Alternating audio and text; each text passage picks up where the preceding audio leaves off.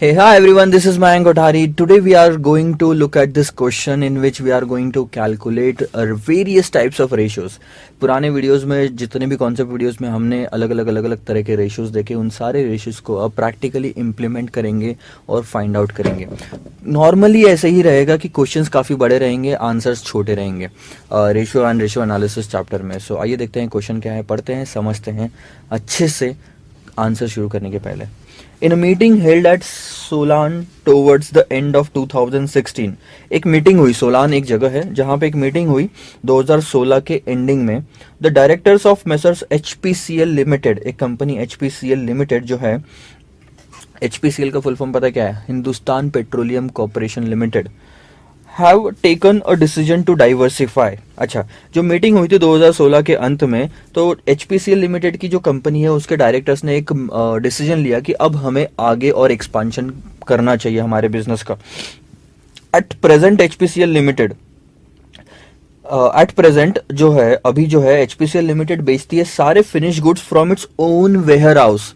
खुद के ware house में से सारे फिनिश गुड्स बेचती है. अच्छा, फिलहाल मैं एग्जांपल के लिए बता देता हूँ, HPCL का फुल फॉर्म भले ये होगा, लेकिन एक्चुअल में जो इस क्वेश्चन में HPCL यूज किया कोई और ही कंपनी है. ठीक है. The company issued debentures on 1/1/2017 and purchased fixed assets on the same day. अगर आप नीचे में देखोगे तो आपको दो तरह के 2016 और 17 का इनकम स्टेटमेंट दिया हुआ है. ये रहा 2016 और 2017. तो क्वेश्चन ने क्या बोला, मैं फिर से एक बार वो लाइन पढ़ता हूं. The company issued debentures on 1/1/2017, ये 1/1/2017 यहां पे डिबेंचर इशू किए थे. यानी पिछले साल ये डिबेंचर नहीं थे, इस साल डिबेंचर्स है.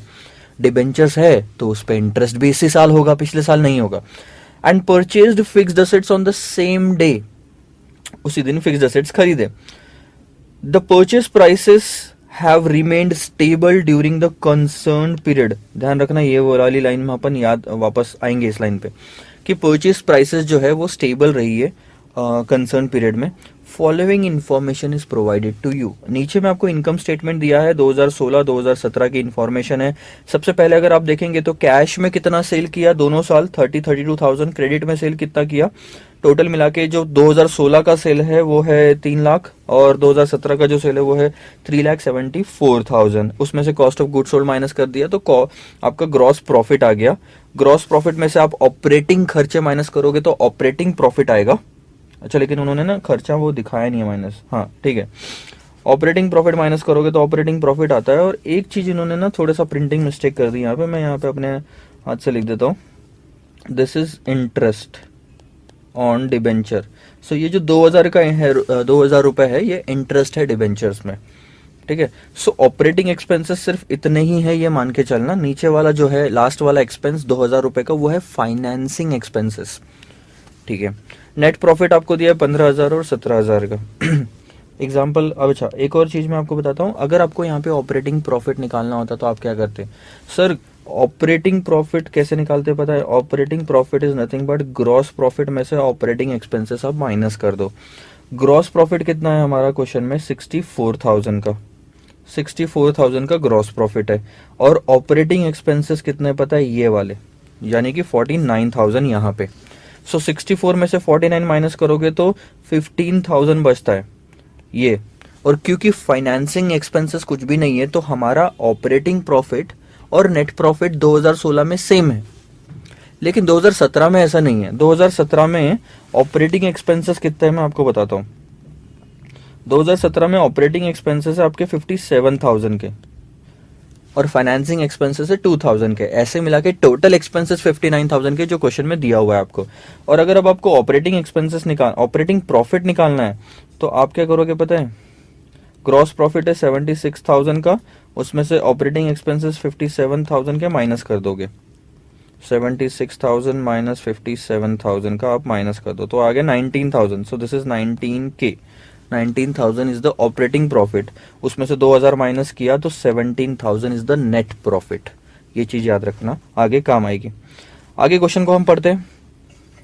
अब देखो, फिक्स्ड असेट्स आपको दिया हुआ है 2016 के एंड में 30,000 का, 2017 के एंड में 40,000 का। तो ये जो 10,000 का एक्स्ट्रा खरीदा, ये 1 जनवरी 2017 को खरीदा, ये क्वेश्चन में लिखा हुआ था। ये देखो, कहाँ है, purchased fixed assets on the same day, purchased fixed assets on the same day. आगे बढ़ते हैं।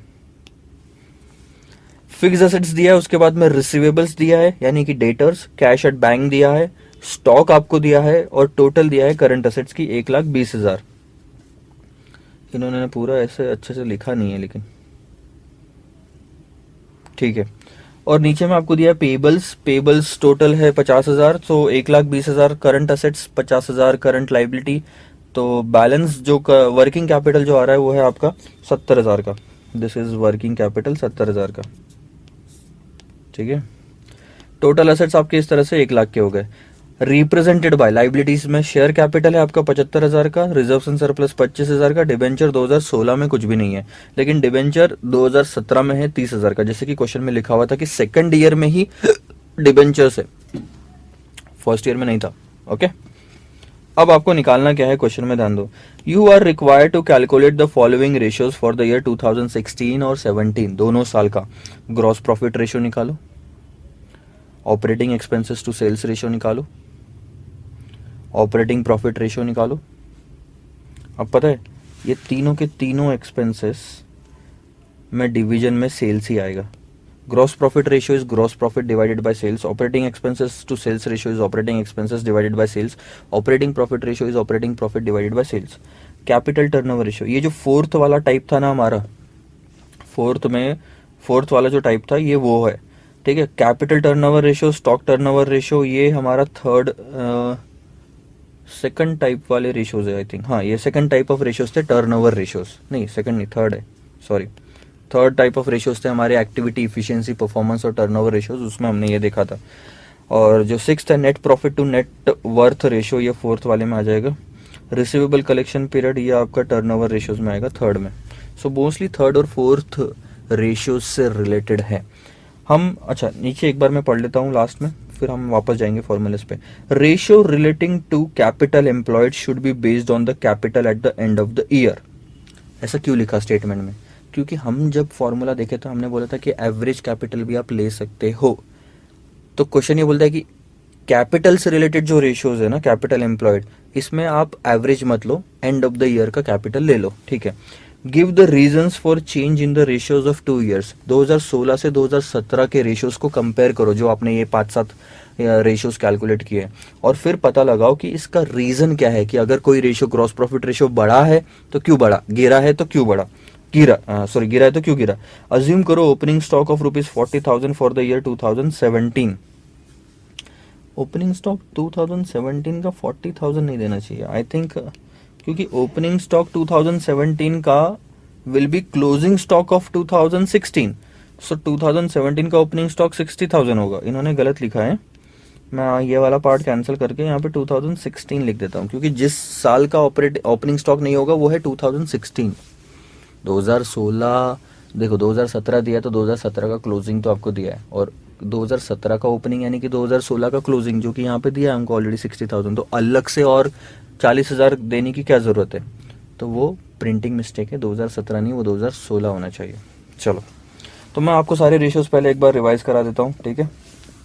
क्या है, पीछे जाके हमारे जहाँ पे हमने फॉर्मूलाज लिखे थे, पहले ग्रॉस प्रॉफिट रेशियो और operating expenses to sales ratio, ये रहा। एक ये फॉर्मूला आपको याद है, gross profit ratio is nothing but gross profit divided by sales. Operating profit ratio is nothing but operating profit divided by sales. Operating expenses का ratios देखो, ये रहा ऑपरेटिंग एक्सपेंसेस जो भी होंगे आपके, ये जो भी है operating expenses divided by sales, तो ये 3 हो गए, ठीक है।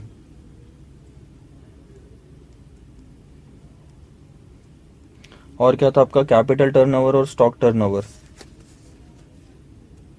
यहाँ आ जाओ, कैपिटल टर्नओवर रेशियो, ये रहा आपका कैपिटल टर्नओवर रेशियो। इसमें आप क्या लोगे, sales divided by net assets.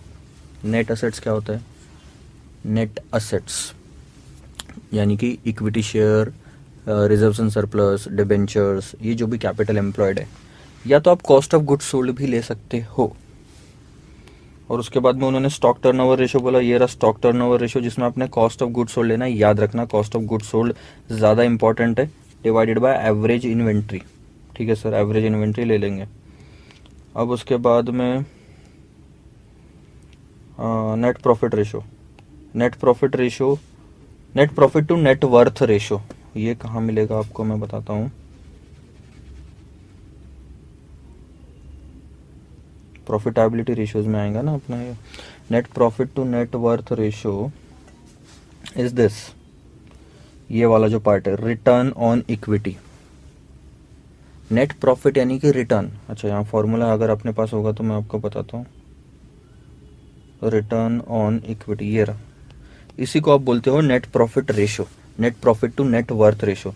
ये देखो आपको दिख रहा है यहाँ पे एक चीज, ये है नेट वर्थ डिनोमिनेटर में, और ये है नेट प्रॉफिट न्यूमरेटर में। तो एक तरह से मतलब तो वही हुआ, भली वर्डिंग्स बदल दी क्वेश्चन ने। नेट प्रॉफिट ऊपर, नीचे नेट वर्थ, यानी कि रिटर्न ऑन इक्विटी। ठीक है, उसके बाद में receivable collection period. Receivable collection period भी हमने एक वीडियो में देखा था कि कैसे रिसीवेबल कलेक्शन पीरियड निकालना है।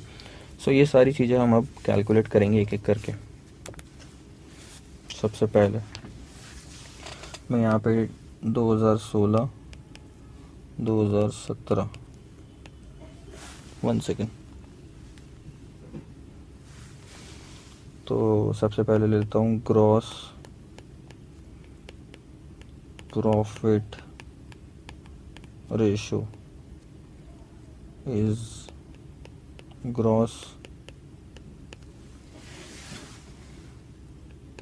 Profit divided by sales into 100। 2016 का ग्रॉस प्रॉफिट देखो कितना है हमारे क्वेश्चन में, 64,000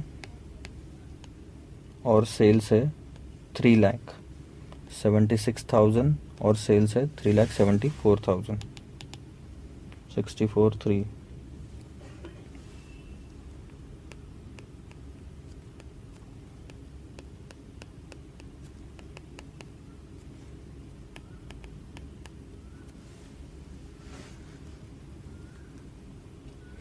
374।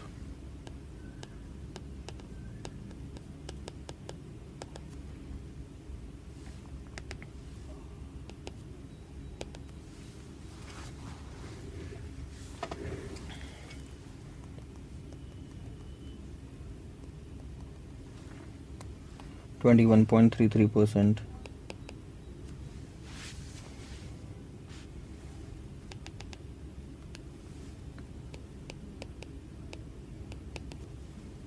दूसरा 76,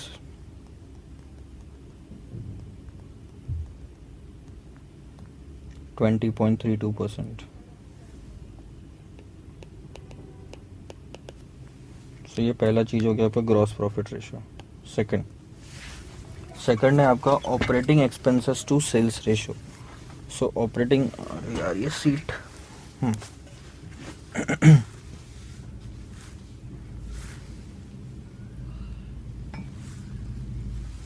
operating expenses to sales ratio,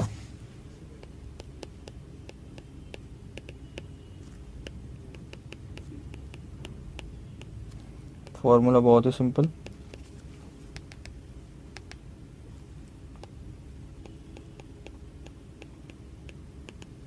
operating expenses divided by sales into 100।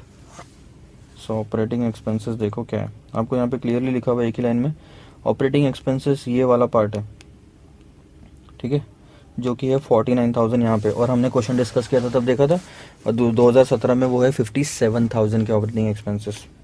So 49,000 and 57,000, यहाँ लिख लिया मैंने, 49,000 divided by 57,000 divided by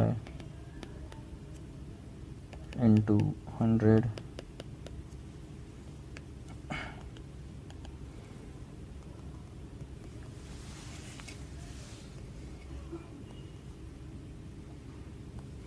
%16.33।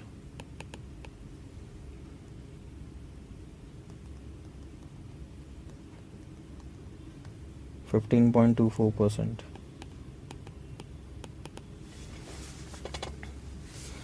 Third, operating profit ratio.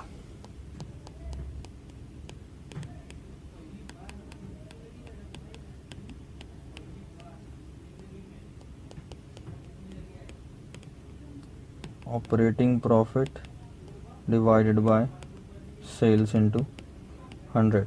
ध्यान देना ऑपरेटिंग प्रॉफिट क्या है. 2016 में ऑपरेटिंग प्रॉफिट और नेट प्रॉफिट दोनों सेम है क्योंकि बीच में फाइनेंसिंग एक्सपेंसेस कुछ भी नहीं है.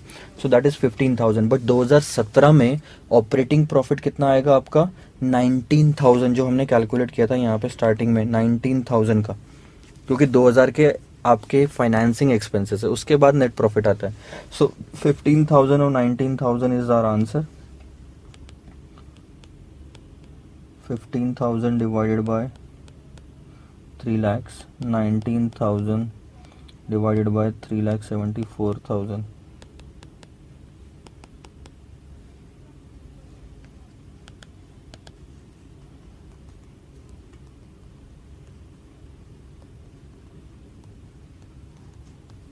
%5, 19,000 divided by 374, 5.08%. ठीक है. सबके रीजन अपन निकालेंगे आखिर में कि कोई रेशियो अगर बढ़ रहा है तो क्यों बढ़ रहा है और कम हो रहा है तो क्यों कम हो रहा है. फोर्थ आइटम जो हमको निकालना है वो है capital turnover ratio. Capital turnover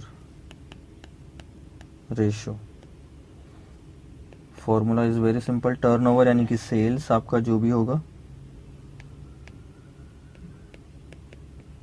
divided by capital employed. Sales 3 lakh, यहाँ 3,74,000. अब कैपिटल एम्प्लॉयड के कहाँ से निकालोगे, बैलेंस शीट से निकालोगे. कैपिटल कहाँ पे इन्वेस्ट करते हैं, बैलेंस शीट में होगी. बैलेंस शीट में आप अगर देखोगे तो पूरा कैपिटल एम्प्लॉयड, ये सिर्फ इक्विटी की बात नहीं कर रहा, नेटवर्थ की बात नहीं कर रहा, या ओनर्स के फंड की बात नहीं कर रहा. पूरा कैपिटल कितना भी कंपनी में डाला होगा वो, तो वो कितना है यहाँ पे है सर 1 लाख का, और यहाँ है 1,47,000 का. ठीक है, 1 lakh and 1,47,000.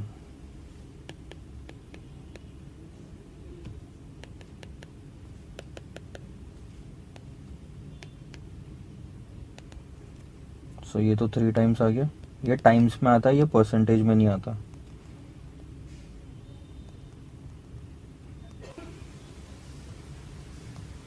$2.54.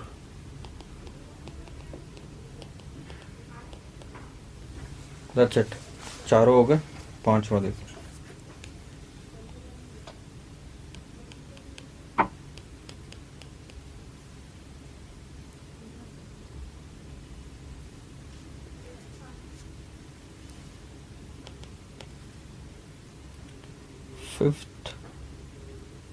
Fifth is the stock turnover ratio. ध्यान देना, स्टॉक टर्नओवर रेशियो क्या हो गया. मैं आपको सारे मीनिंग आखिरी में बताऊंगा कि इसका मतलब क्या होता है. ठीक है, तो फिलहाल सिर्फ हम कैलकुलेशन कर रहे हैं. और प्लीज एक चीज बिल्कुल गलत ये मत करना कि आप बिना खुद ने सॉल्व किए अगर आप ये वीडियो देख रहे हैं और ये आंसर देख रहे हैं तो कोई फायदा नहीं होने वाला. आप खुद पहले सॉल्व करके देखो, आपको जमता नहीं जमता, जहां पे गलतियां हुई है उसमें आपको ये वीडियो हेल्प करेगा. कहीं भी आगे आने वाले जितने भी क्वेश्चंस है, सारे क्वेश्चंस के टाइम पे तो भी एटलीस्ट खुद सारे कैलकुलेशन करके देखो. कॉन्सेप्ट वाली वीडियो देख लेना, वही तो फॉर्मूला अब उठा के डालना है. अब अपन को वापस फॉर्मूला डिस्कस करना है क्या, नहीं करना वापस फॉर्मूला डिस्कस सारा का सारा. हम एक बार कैलकुलेट करने के बाद में वापस डिस्कस करेंगे, लेकिन पहले आपने खुद ने ट्राई करना है. स्टॉक टर्नओवर रेशियो क्या बोलता है, याद रखो. स्टॉक टर्नओवर रेशियो में what is more important to the stock is cost of goods sold and not the stock. ठीक है, and divided by average stock.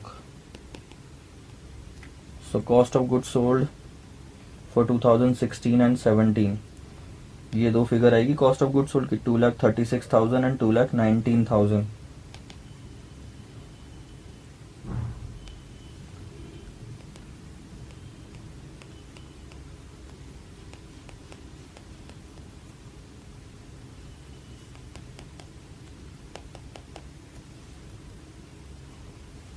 Sorry 2,36,000 and 2,98,000 है।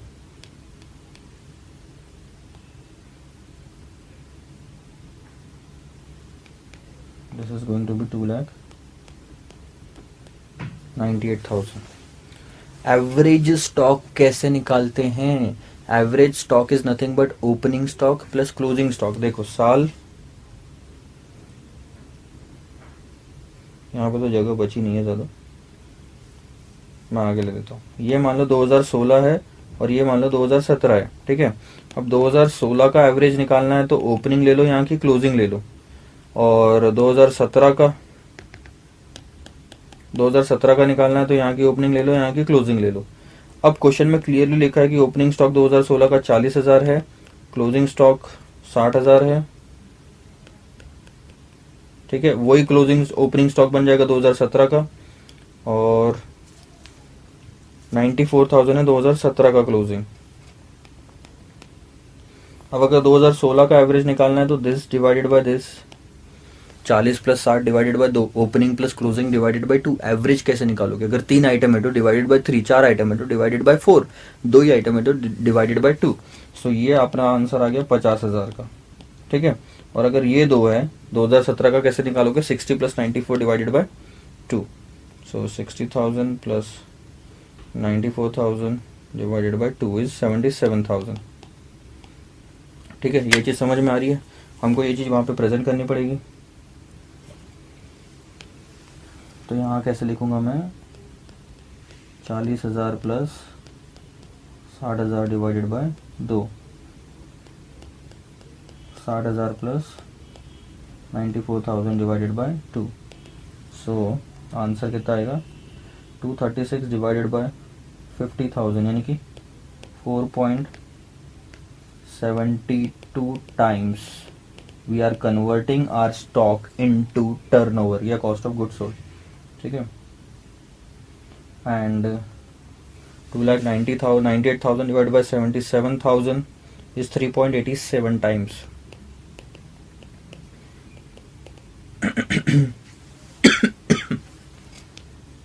सबका मीनिंग निकालेंगे। 6th item is net profit to net worth ratio.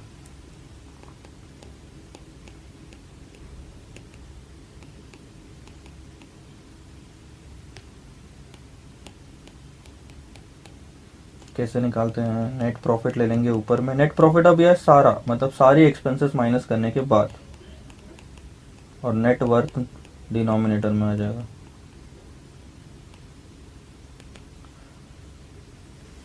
Net profit देखो last में दिया हुआ है 15,000 और 17,000, ठीक है। और अगर यहाँ पे आप नेट वर्थ देखोगे तो नेट वर्थ में सिर्फ 2 ही चीज़ें आती है, वो है शेयर कैपिटल और रिजर्व्स एंड सरप्लस। अगर लॉसेस है कंपनी में तो वो माइनस हो जाता है, प्रॉफिट है तो वो ऐड होता है, ये चीज़ याद रखना। सो नेट वर्थ हमारे लिए इस बार 2016 में 1 लाख का है, और यहाँ पे है ये 1,17,000 का, यानी कि 75 प्लस 42,000। डिबेंचर इंक्लूड मत करना, डिबेंचर इंक्लूड कर लोगे तो वो कैपिटल एम्प्लॉयड बन जाएगा, नेट वर्थ नहीं बनेगा।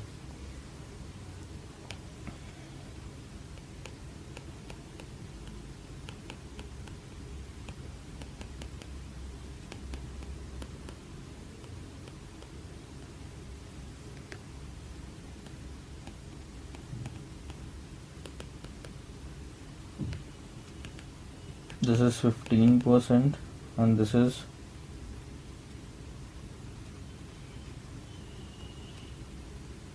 14.53%.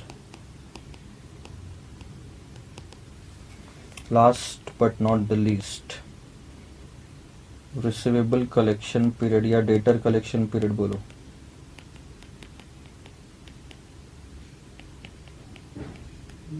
फॉर्मूला क्या आता है? रिसीवेबल कलेक्शन पीरियड वाले कॉन्सेप्ट वाली वीडियो में हमने देखा था कि कलेक्शन पीरियड निकालने के, आज अगर हमने सेल किया तो पैसा कितने दिन में वापस आ रहा है। ये कैसे निकालेंगे हम? कि डेटर्स में कितना बैलेंस है, ठीक है। सो डेटर्स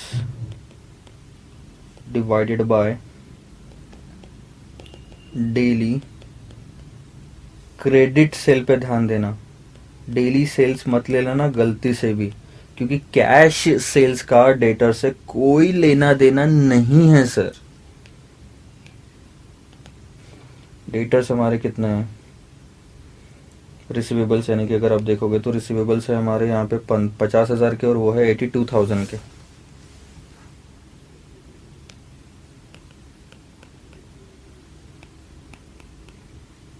सर एक डाउट मन में आया है, वो डाउट ये है कि सर हम यहाँ पे एवरेज डेटर नहीं ले सकते थे क्या? जैसे एवरेज स्टॉक लिया, ले सकते थे आप यहाँ पे एवरेज डेटर ले सकते थे एक, मगर दिया हो इंफॉर्मेशन आपको प्रॉपर तो आप ले सकते हो।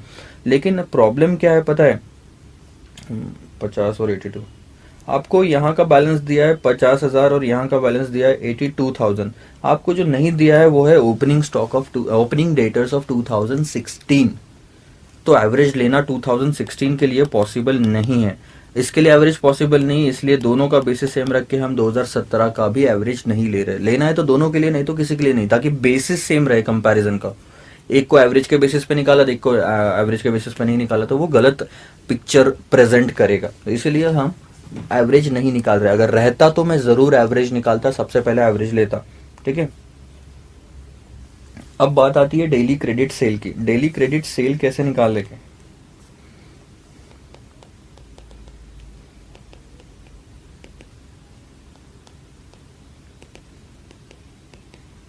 टोटल क्रेडिट सेल्स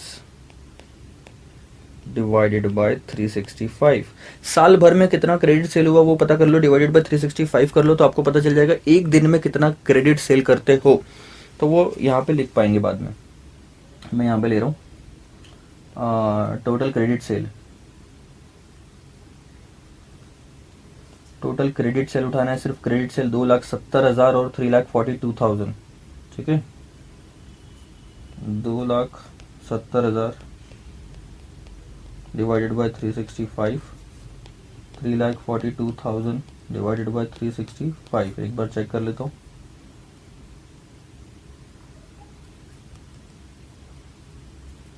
यहाँ पे मैं फाइनल आंसर निकालूंगा, 2,70,000 डिवाइड बाई 365 यानी कि 739.73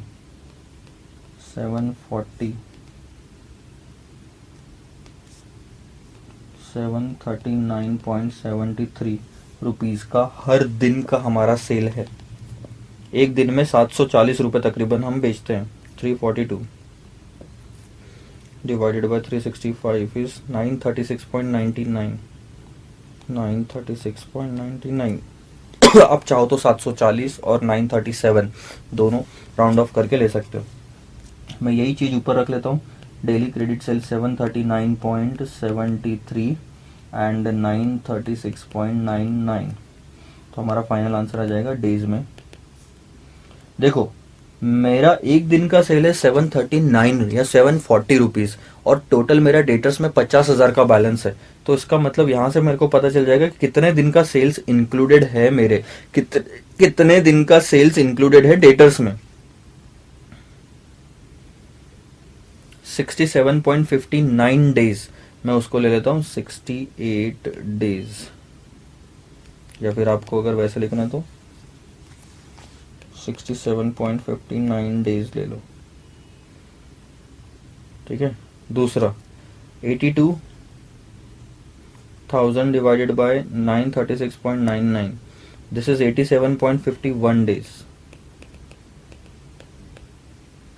and this is your final answer. खत्म, पूरा क्वेश्चन खत्म। लेकिन एक चीज आपकी बाकी है अभी भी, एक चीज अभी भी आपकी बाकी है, वो है इन सबको इंटरप्रीट करना। यहाँ पे कहानी खत्म नहीं होती। सर फॉर्मूला निकाल लिया, आंसर आ गया, लेकिन अब हमको इंटरप्रीट करना आना चाहिए। अगर आपने कॉन्सेप्चुअली, क्वेश्चन ने बहुत अच्छा खेला है, अगर आपको एग्जाम में क्वेश्चन आ गया ना तो यहाँ पे मार्क्स कटने के चांसेस है। क्यों बताऊँ? अगर सिर्फ आपने रट के गए हो, फॉर्मूलेस समझा बिल्कुल नहीं है लेकिन रट के गए हो, तो क्या होगा पता है? आप यहाँ तक तो आंसर निकालोगे जहां तक अपन ने अभी तक सॉल्व किया है, लेकिन इसके आगे का आप कुछ लिख नहीं पाओगे, क्योंकि आपको समझता ही नहीं है कि ये क्या होता क्या है, कौन सी चीज अच्छी है, कौन सी चीज बुरी है, कौन सी चीज ज्यादा होना अच्छी बात है, कौन सी चीज कम होना अच्छी बात है। ये आपको समझता नहीं है और आप लिख नहीं पाओगे और इससे आपके मार्क्स कट जाएंगे। इसीलिए कॉन्सेप्ट्स पे ध्यान देना ज़्यादा ज़रूरी है, सिर्फ फॉर्मूला नहीं। आओ मैं आपको साथ साथ में बताऊंगा और आप लिखते जाओगे। मैं डिक्टेट करने वाला हूँ, अभी ये चीज़ मैं लिखने वाला नहीं हूँ। ठीक है, सो डिक्टेट कर रहा हूँ 2016-17। सबसे पहले देखो ग्रॉस प्रॉफिट रेशियो। तो मैं आपको डिक्टेट करूंगा और आपको लिखना है, ठीक है, ध्यान दो। ग्रॉस प्रॉफिट रेशियो पहला आइटम है, और ग्रॉस प्रॉफिट रेशियो अगर आप देख रहे हैं तो वो डिक्रीज हो रहा है, वो बढ़ नहीं रहा। Even if the sales are increased, sales have increased, sales अगर आप देखोगे तो 3 लाख का 3,74,000 हो गया, 74,000, but still the gross profit ratio has been decreased. लिखेंगे आप अपनी बुक में, there is a decrease in the gross profit ratio. There is a decrease in the gross profit ratio which might be due to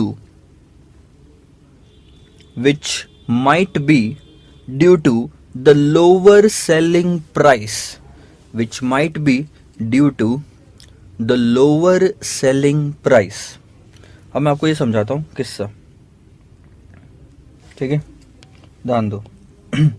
2016 2017, ठीक है, let's take an example. जो मैं quantity बेच रहा हूँ वो है 100। किसकी सर? ये पेंसिल की, एप्पल की पेंसिल इज 100 क्वांटिटी में मैं बेच रहा हूँ, और वो मैं बेच रहा हूँ 7,000 रुपये में। तो मेरा उस साल का सेल्स कितना हो गया? 7 लाख। अब मैंने मान लो 120 क्वांटिटी बेचा 2017 में, लेकिन प्राइस मैंने क्या की? डिक्रीज कर दी। और अगर आप इसका मल्टीप्लीकेशन करोगे तो दैट विल बी 7,80,000 रुपीज। अगर आप देख रहे हो तो सेल्स बढ़ रहा है, 7 लाख से 7,80,000 हो गए। लेकिन ध्यान देने वाली चीज यहाँ पे ये है कि जो कॉस्ट ऑफ गुड्स सोल्ड है, इसकी कॉस्टिंग तो मेरे को सेम ही पड़ी होगी ना जब मैं आया होगा। तो और यहाँ पे क्वेश्चन क्लियरली आपको बता रहा है कि कॉस्टिंग आपकी सेम है। अगर आप ध्यान से देखोगे तो purchase prices have remained stable, ठीक है, the purchase prices have remained stable, मतलब ये जो जितने में भी मैंने ये खरीदा होगा ना वो सेम है। So let's take an example कि मैंने ये खरीदा था 6,000 रुपए में, मैंने ये खरीदा था 6,000 रुपए में, तो मेरी उस साल की कॉस्टिंग कितनी होगी? 6 लाख। 6,000 इंटू 100, तो मेरा प्रॉफिट कितना हो गया? 1 लाख का। अब दूसरे 6 लाख। अब अगर आप देखोगे 2017 में तो 6,000 into 120 is 7,20,000 and the profit is 60,000। तो अगर आप रेशियो निकालोगे तो 1 लाख का 7 लाख पे निकालोगे, और 60,000 का 7,80,000 रुपये निकालोगे, तो ऑब्वियस सी बात है आपका परसेंटेज जो है ग्रॉस प्रॉफिट का वो कम आएगा। इवन इफ आपको दिख रहा है कि सेल्स बढ़ रहा है, सेल्स भले ही बढ़ रहा होगा, लेकिन आपका प्राइस आपने कम करने की वजह से आपका ग्रॉस प्रॉफिट रेशियो कम आ रहा है। सेकंड आइटम लिखो नीचे, नेक्स्ट लाइन में लिखना, the operating expense ratio has also been decreased. The operating expense ratio has also been decreased, and this might be due to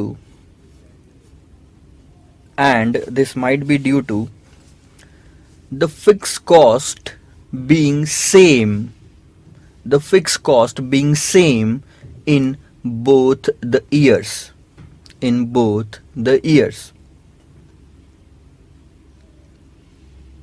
ठीक है, ध्यान दो। मैंने आपको एग्जांपल दिया था ये पेंसिल वाला। अब मान लो जहाँ पे मैं ये पेंसिल बनाता हूँ वो एक जगह है, उस जगह का मैं रेंट पे करता हूँ 50,000 रुपीज़। तो मैं 100 यूनिट वहाँ पे साल भर में बनाऊँ या 120 यूनिट बनाऊँ, रेंट तो डिसाइड होता है जगह के हिसाब से, और मैंने उतनी ही जगह में 120 यूनिट बना के बेचे। तो मेरी जो कॉस्टिंग है रेंट की, ऑपरेटिंग एक्सपेंसेस की, वो 50,000 ही है दोनों साल में। अब अगर मैं रेशियो निकालने जाऊँ ऑपरेटिंग एक्सपेंसेस का, तो ये 50,000 का 7 लाख पे रेशियो निकलेगा, और ये 50,000 का 7,80,000 पे रेशियो निकलेगा।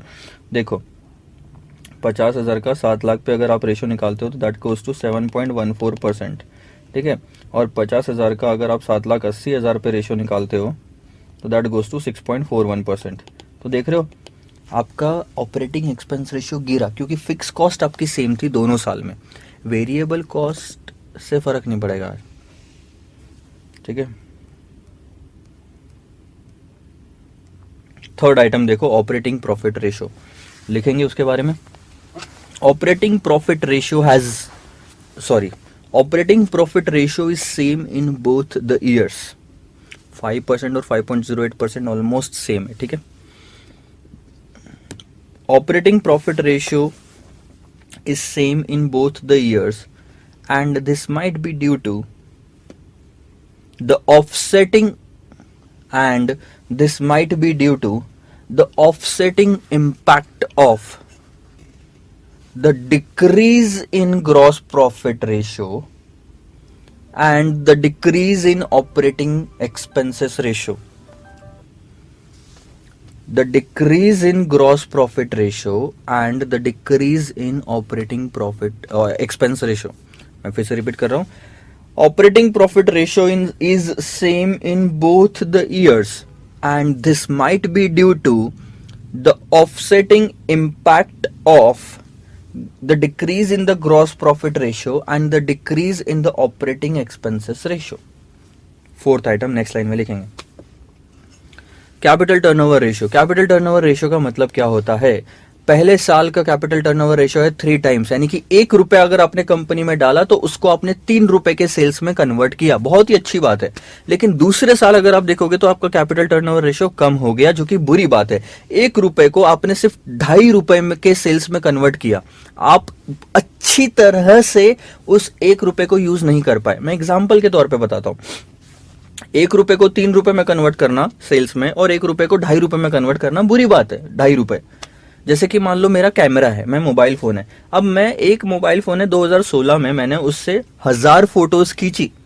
तो एक मोबाइल फोन से 1000 फोटोज खींचना, 2017 में मैंने एक मोबाइल फोन से 800 फोटोज खींची, 800 फोटोज खींची. बुरी बात है ना? मैं इफेक्टिवली यूज किया हूं क्या? मैंने सेकंड ईयर में मैंने कैमरे को इफेक्टिवली यूज नहीं किया, क्योंकि मैंने कम फोटोज खींची. सेम तरह से फर्स्ट ईयर में जो 1 रुपए कंपनी में डाला होगा आपने एज अ कैपिटल, उसको 3 रुपए के सेल्स में कन्वर्ट किया था. लेकिन दूसरे साल में आपने कैपिटल और बढ़ाया है. अगर आप ध्यान दोगे तो मैंने 1 लाख का कैपिटल था, 1,47,000 का कर दिया. एक्स्ट्रा एडिशनल जो कैपिटल मैंने डाला उससे कोई फायदा नहीं हुआ मुझे. जो मैंने एडिशनल कैपिटल डाला उसको मैं एडिशनल रेवेन्यू में ज्यादा कन्वर्ट नहीं कर पाया. उल्टा ये हुआ कि भैया 1 रुपए को मैं सिर्फ 2.5 रुपए के सेल्स में कन्वर्ट कर पाया. लिखेंगे आप. The decrease in the capital turnover ratio indicates that the decrease in the capital turnover ratio indicates that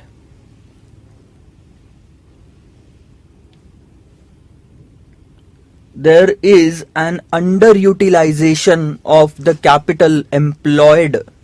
There is an underutilization of the capital employed in the company. In 2017 as compared to 2016. या तो आप ये लिख सकते हो, there is an under utilisation of capital employed in 2017 as compare to 2016. या तो आप ये भी लिख सकते हो कि the additional capital employed in 2017 is not utilised properly.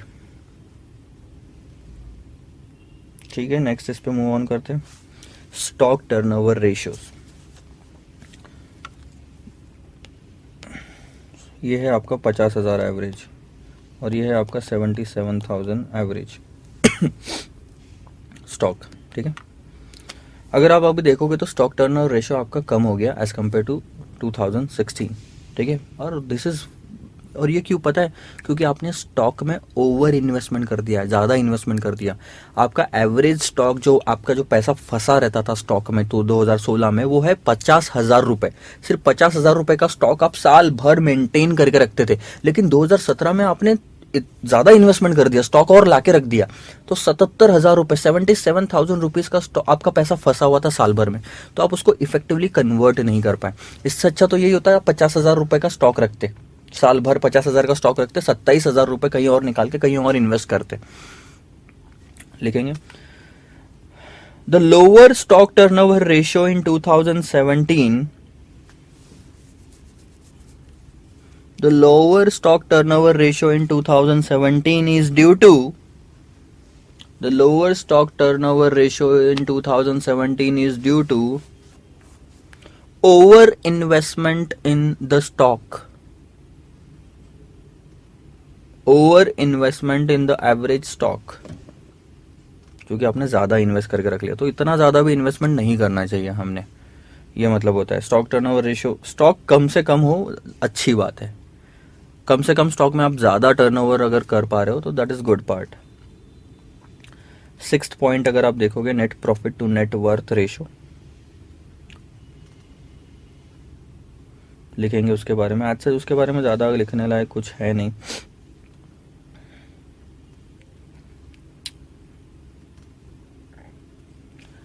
Net profit to net worth ratio लिखेंगे, net profit to net worth ratio has slightly decreased, has slightly decreased, net profit to net worth ratio has slightly decreased,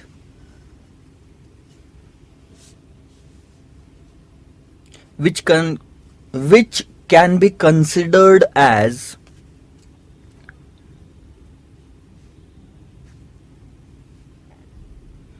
normal situation in the business.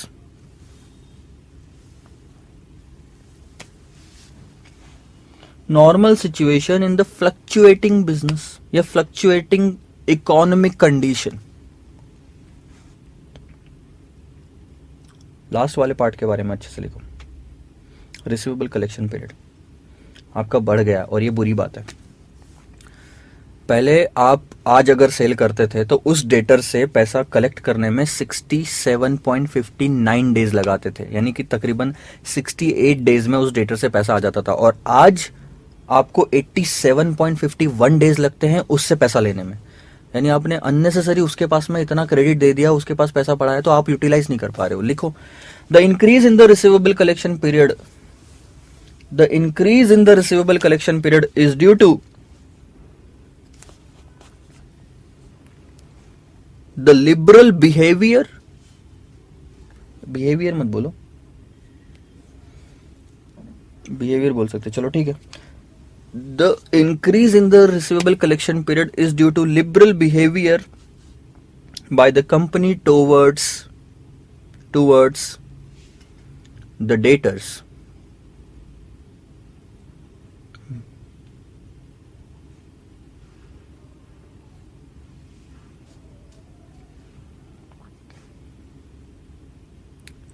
The increase in the receivable collection period is due to the liberal behavior of the company towards the debtors, which has increased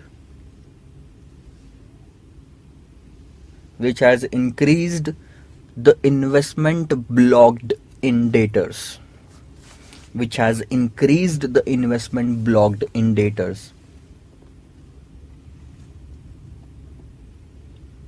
A proper action should be taken.